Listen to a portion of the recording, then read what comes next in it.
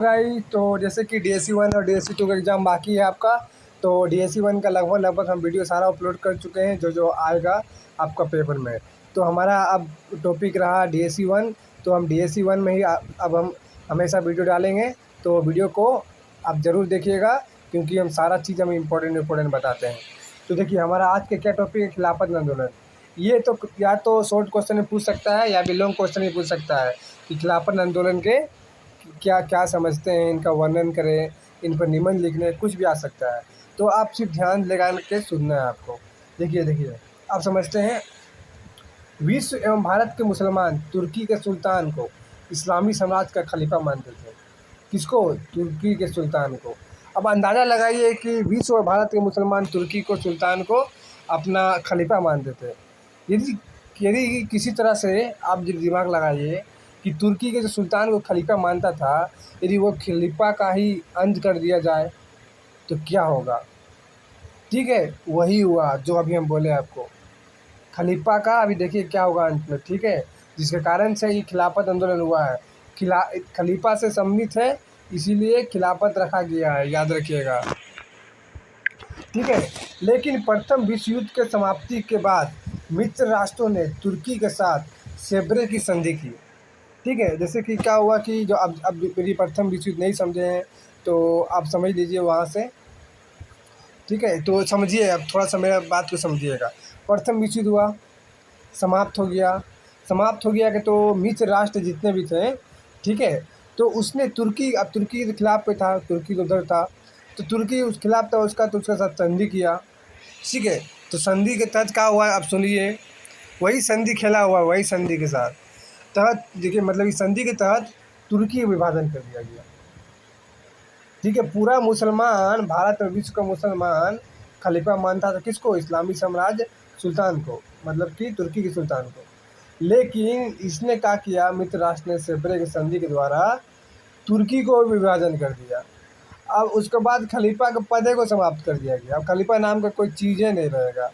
अब सोचिए, अब खलीफा पद का कोई चीज़ ही नहीं रहेगा, समाप्त कर दिया गया, तो भारत के मुसलमान और विश्व के मुसलमान का क्या होगा? वो किसे अब इस्लामी समाज का खलीफा मानेगा?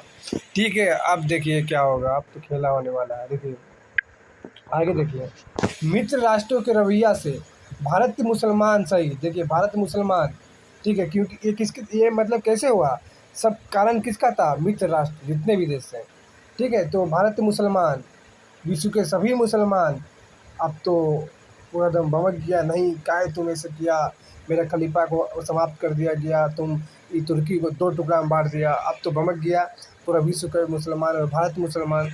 अब देखिए क्या हुआ, अब देखिए भारत मुसलमानों ने तुर्की के जो ओटोमन साम्राज्य की रक्षा, अब तुर्की में कौन कौन सा साम्राज्य था? वो तो ओटोमन साम्राज्य था, पूरा लंबा चौड़ा था एकदम। तो उसका सुरक्षा यानी रक्षा और खलीफा का पद बनाए रखने के लिए आंदोलन शुरू कर दिया। अब समझे खेला, जो सेब्रे के संधि के द्वारा खलीफा का पद का अंत कर दिया गया, उसी को फिर से बनाना चाहता था। भारत के मुसलमान और विश्व के मुसलमान दोनों आपस में मिल गया और मिल के एक आंदोलन छिड़ा जिसको खिलाफत आंदोलन कहा जाता है। और किस किस मतलब का है, तो ओटोमन साम्राज्य की रक्षा के लिए, खलीफा को पद को बनाए रखने के लिए।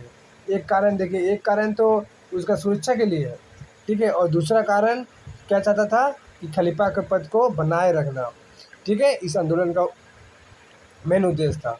अब देखिए क्या हुआ, आगे देखिए, अब आंदोलन छिड़ गया, मारपीट एक्शन भरपूर हो गया एकदम, ठीक है, आंदोलन छिड़ गया। अब देखिए क्या हुआ, जैसे 1919 में अली बंधु, जिसको अली और शौकत अली, फिर मौलाना आज़ाद, हकीम अजमल खां, हसरत मोहानी के नेतृत्व में खलीफा कमेटी नियुक्त किया गया।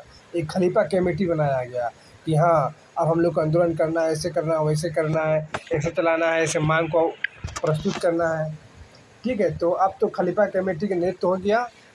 आगे देखिए, फिर नवंबर, जस्ट कुछ महीना बाद नवंबर में 1919 में दिल्ली में खिलाफत कमेटी का बैठा गया। वो तो छोटा मोटा कमेटी था, छोटा मोटा कमेटी। अब क्या हुआ कि अखिल भारतीय सम्मेलन आयोजित किया गया पूरा दिल्ली में, केंद्र में।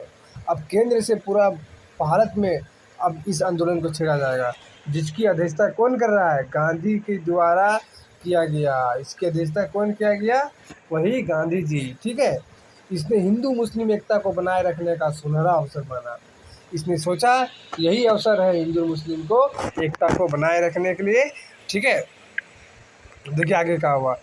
फिर आगे कुछ महीना बाद जून 1920 में खिलाफत कमेटी के इलाहाबाद सम्मेलन में गांधी जी के ब्रिटेन के खिलाफ असहयोग आंदोलन प्रारंभ कर दिया गया। देख लीजिए, असहयोग आंदोलन प्रारंभ कर दिया गया।